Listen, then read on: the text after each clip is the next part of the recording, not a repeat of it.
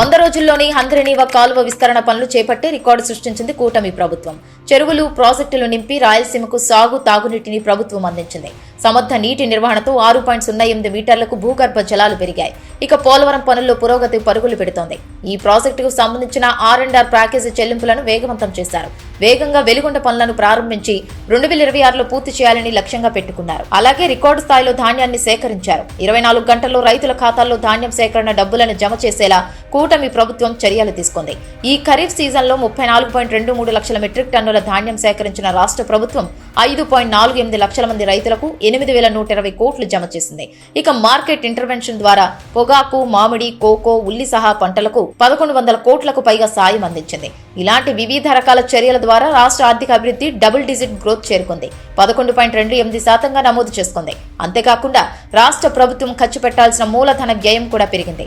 అలాగే రెవెన్యూ రంగంలో కీలక నిర్ణయాలు తీసుకున్నారు. రైతుల సమస్యల పరిష్కారానికి రాష్ట్ర ప్రభుత్వం కృషి చేసింది. రాష్ట్ర వ్యాప్తంగా రెవెన్యూ సదస్సులు నిర్వహించారు. రాజముద్రతో పట్టాదారు పాసు పుస్తకాలు ఇచ్చారు. నాలా చట్టం రద్దు చేశారు. ఇళ్లు లేని పేదలకు గ్రామాల్లో 3 సెంట్లు, పట్టణాల్లో 2 సెంట్లు ఉచితంగా స్థలం దరఖాస్తుల స్వీకరణ పూర్తి చేసింది. దీంతో పాటు 3 లక్షల ఇళ్లలో సామూహిక గృహప్రవేశాల కార్యక్రమాన్ని నిర్వహించి లబ్ధిదారులకు ఇళ్ల తాళాలను ఈ ఏడాది ప్రభుత్వం అందజేసింది.